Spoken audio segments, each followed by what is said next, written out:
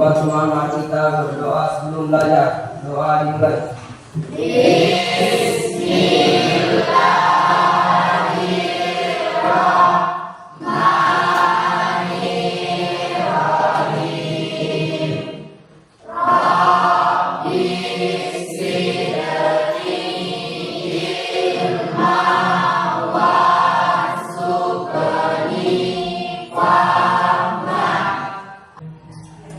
Supaya lebih semangat lagi, kita akan menyanyikan lagu nasional.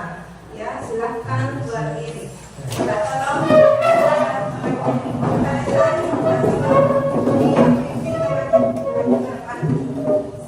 Kita akan menyanyikan lagu Indonesia Raya.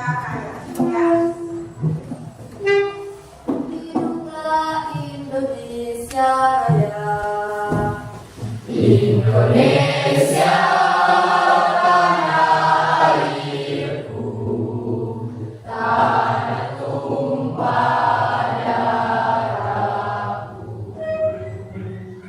di sana Absen dulu ya.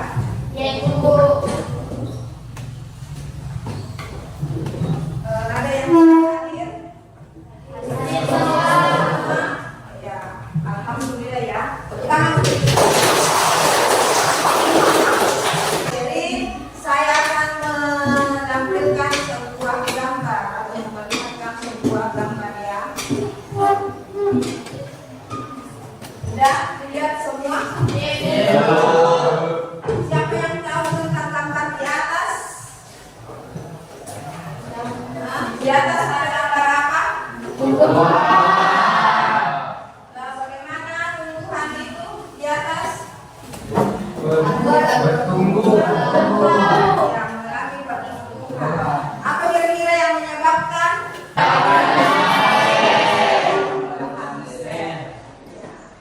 Nah, adanya sel yang serat aktif membelah sehingga pohon itu bertambah besar, bertambah tinggi.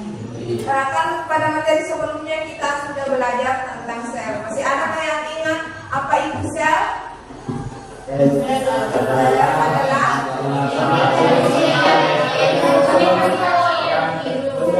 unit terkecil penyusun jadi kumpulan dari beberapa sel ini yang mempunyai struktur dan fungsi yang sama, itulah yang disebut dengan jaringan. Jaringan inilah yang akan kita bahas pada hari ini. Ada materi. Selanjutnya sebelum saya lanjut ke materi, saya akan menyampaikan dulu kompetensi dasar. Materi kita hari ini yaitu KD 3.3, yaitu menganalisis keterkaitan antara struktur sel pada jaringan tumbuhan dengan fungsi organ pada tumbuhan.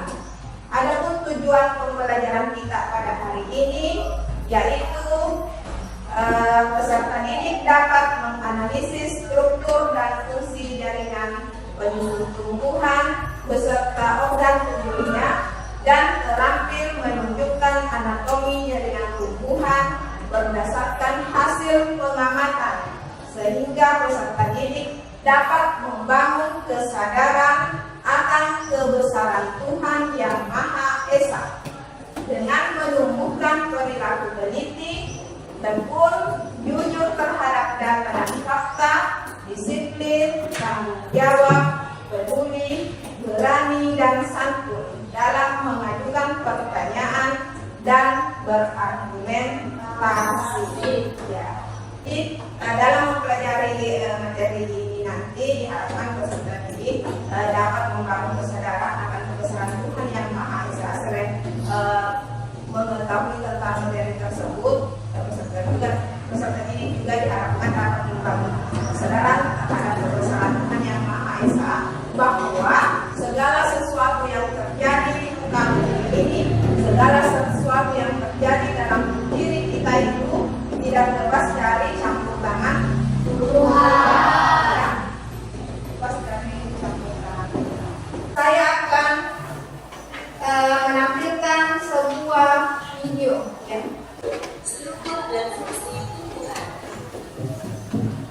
Tahukah kamu bahwa ada pohon yang katanya bisa mencapai beberapa meter dan berumur sampai ribuan tahun?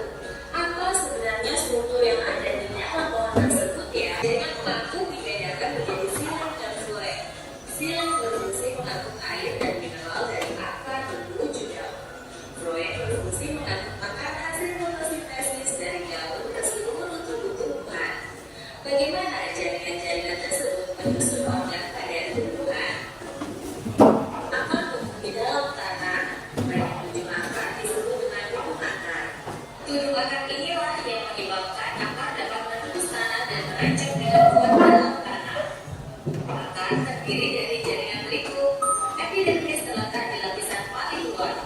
Epidermis di daerah dekat ujung akar akan berkembang menjadi rambut-rambut akar yang akan membantu penyerapan air dan mineral. Batang terdiri dari jaringan berikut. Epidermis terletak di lapisan paling luar.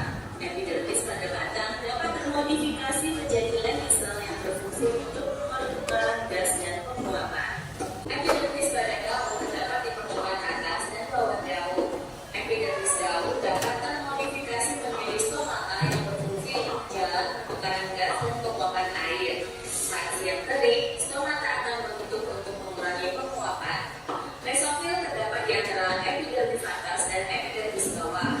Mesofil merupakan jaringan parenkrim pada daun. Silang akan menyalurkan air yang berasal dari akar dan batang. Untuk selanjutnya dipakai dalam fotosintesis. Kemudian hasil fotosintesis berupa glukosa akan diedarkan ke seluruh bagian tumbuhan melalui floem. Lampu jalanan memiliki sensor cahaya dan lampu dapat menyala otomatis pada malam hari dan mati pada siang hari. Teknik sensor ini meniru aktivitas A. Stomata, B. Sel, C. Floem, D. Palisade. Coba tulis jawabanmu di kolom komentar ya. Kalau mau latihan lebih banyak soal topik struktur dan fungsi tumbuhan. Kalian melihat materi di atas atau menonton video di atas sampai di sini sudah ada sedikit bayangan tentang materi kita hari ini. Sudah ya. Nah, kemarin kan saya sudah bagi kelompok. Sudah tahu semua anggota kelompoknya kan? Kalau sudah tahu, silahkan bergabung dengan kelompoknya masing-masing. Silahkan. Kerjanya diatur. Kelompok sana mana?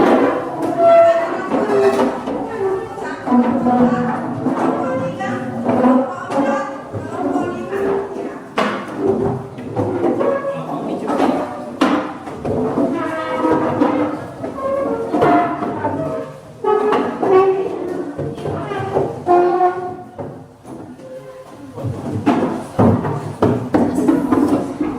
Jadi saya bagi 5 kelompok ya. Jadi di sini ada saya akan berikan LKPD kelompok dengan materi kesusahan ajar. Coba perwakilan masing-masing kelompok naik ke atas untuk memilih permasalahan yang mau dipecahkan. Ya.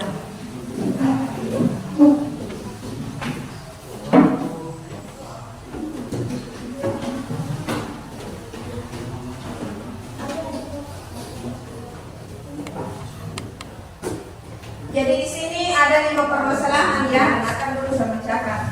Permasalahan pertama, para petani buah biasanya melakukan pemangkasan pada bagian pucuk tanaman ujung batang. Kemudian permasalahan yang kedua, pohon jati bila ditebang melintang batangnya terdapat garis melingkar berwarna gelap dan terang.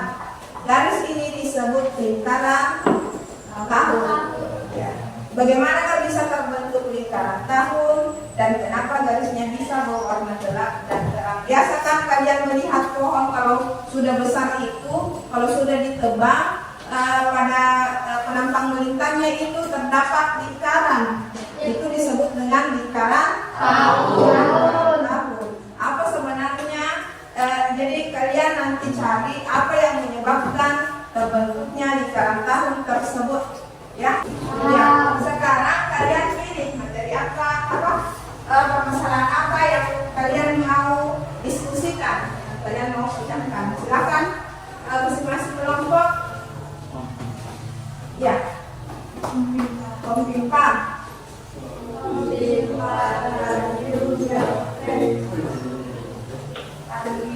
Farida ya. Permasalahan yang mana yang diambil Farida? Para petani buah biasanya melakukan pemangkasan ya.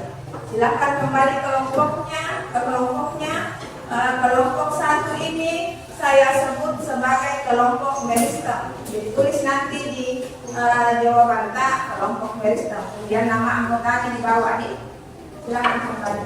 Jadi di sini saya ada kertas penelaran. Nanti hasil diskusi kalian tuliskan di sini. Jadi di atas itu baik nanti kalian tempelkan di depan kelas, kemudian kalian diskusikan, presentasikan.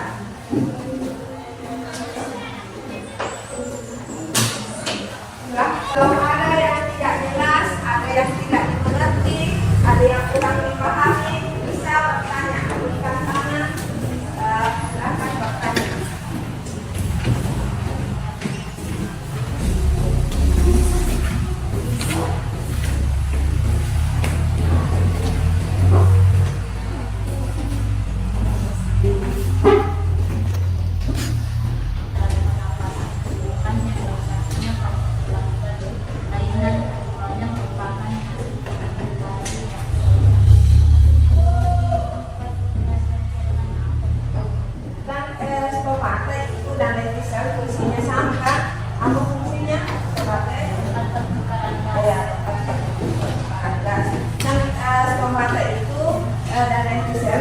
Meskipun fungsinya sama, tapi dia letaknya berbeda. Yang kalian jelaskan di sini, letaknya stomata di mana, letaknya lentiser di mana. Kemudian ini stomata dan lentiser hasil modifikasi dari jaringan apa kira-kira? Jaringan apa kira-kira? Ya, karena dia berada pada bagian luar, ya. Jaringan yang paling luar pertumbuhan itu adalah jaringan epidel minigerak. Dia masih modifikasi dari jaringan. Ya, paham ya? Ada lagi?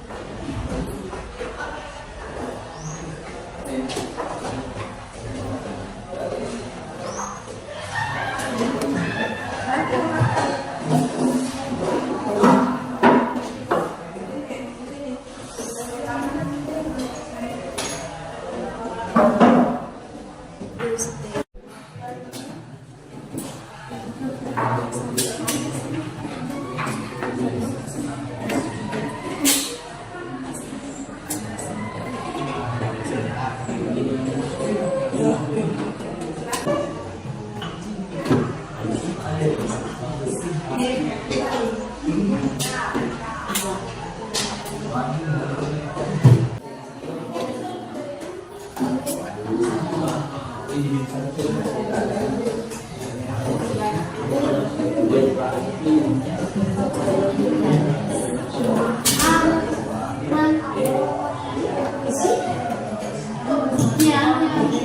dua kelompok ya, kelompok satu.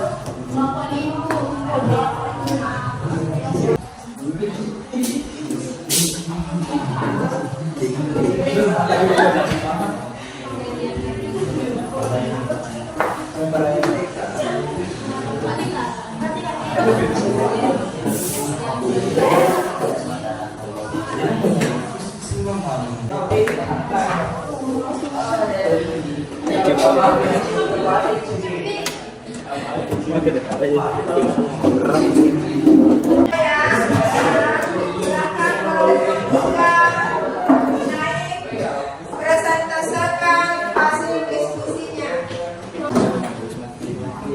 Assalamualaikum warahmatullahi wabarakatuh.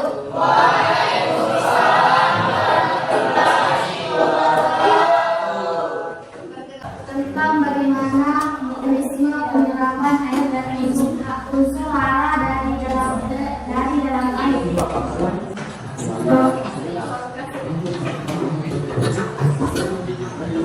Pengalaman yaitu walaupun sama-sama memiliki organ mata, tumbuhan matahari dan tumbuhan mangga memiliki tingkat kekerasan batang yang berbeda. Baik, itulah tadi hasil presentasi dari kelompok kami. Ada tanggapan dari kelompok lain? Ya silakan Rizka. Ibu.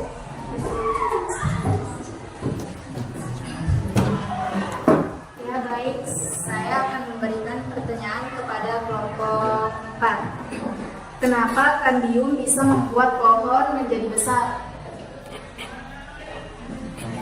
Baik, terkait pertanyaan dari bagaimana kambium bisa membuat pohon membesar?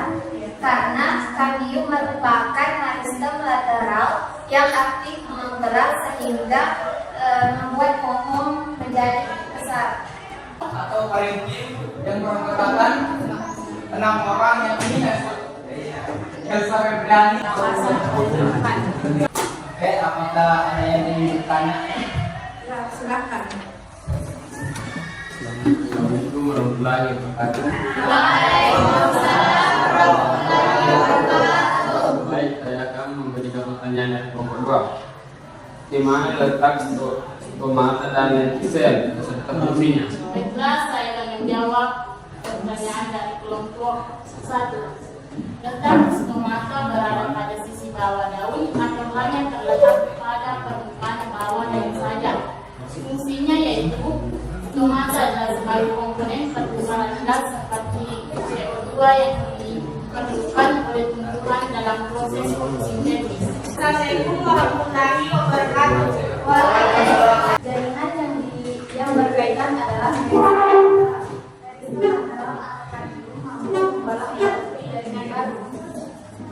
batang yang dipotong dapat berbentuk cabang baru karena adanya pertumbuhan sekunder yaitu memiliki permukaan dan terbentuk kambium sehingga tanaman mampu bertahan meskipun batang dipotong.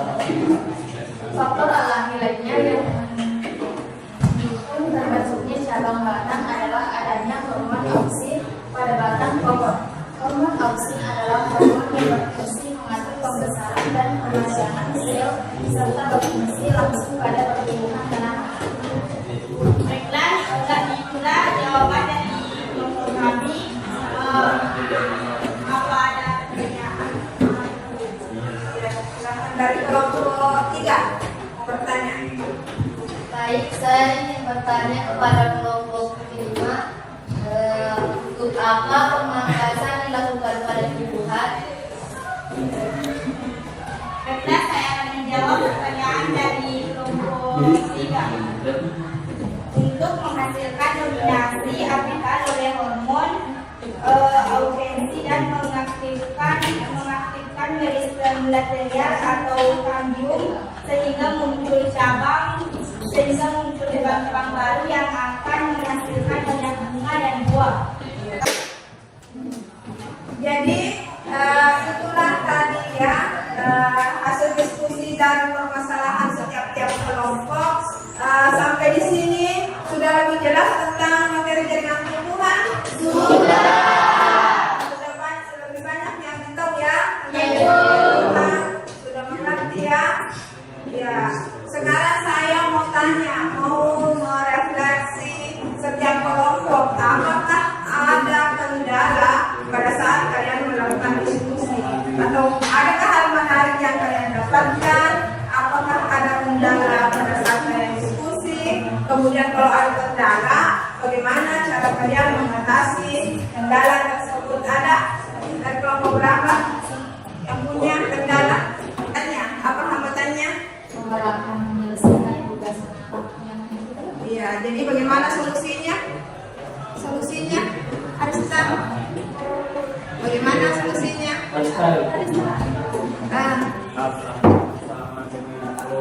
Ya, harus ada kerjasama dengan kelompok. Jadi kendalanya itu kewalahan menyelesaikan dengan waktu yang sudah ditentukan ya. Jadi harus ada kerjasama antar kelompok supaya bisa selesai tepat waktu. Sampai di sini sudah paham sekali ya. Kalau begitu mungkin ada yang bisa memberikan kesimpulan dari pembelajaran kita pada hari ini. Silakan angkat tangan. Ya silakan Bu Rashifa.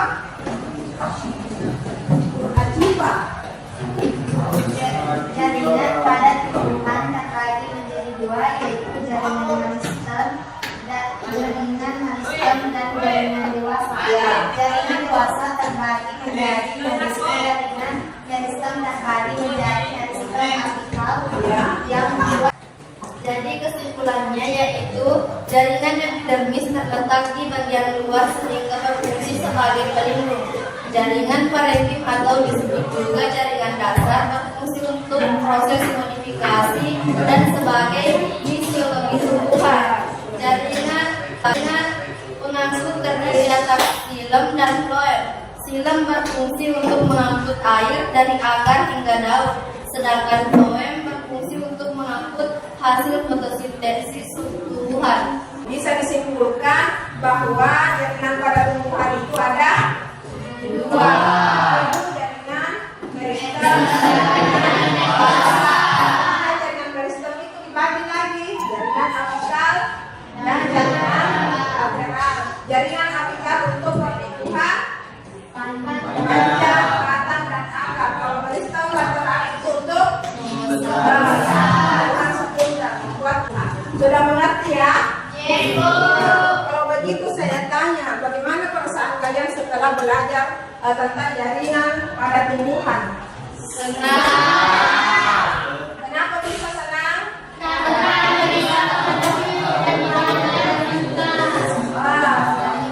bisa lebih banyak mengetahui banyak tentang jaringan ya. Dan yang tadinya tidak tahu menjadi tahu. Ya. Saya mau kasih soal evaluasi untuk menilai apakah tingkat pemahaman kalian benar-benar mengerti atau tidak. Ya, silakan saya bagikan link soalnya. Silakan dibuka bukunya. Di situ ada link soal yang sudah saya bagikan. Silakan dikerja, langsung dikerja di bagiannya masing-masing. Bisa juga. Lihat di situ.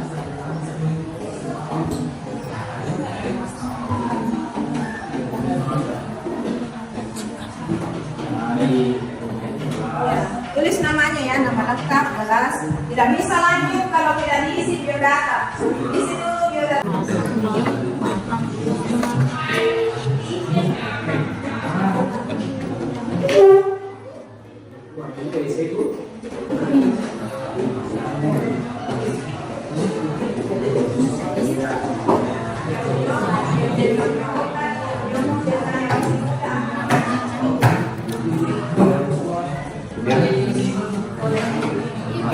Untuk pertemuan minggu depan kita akan meneliti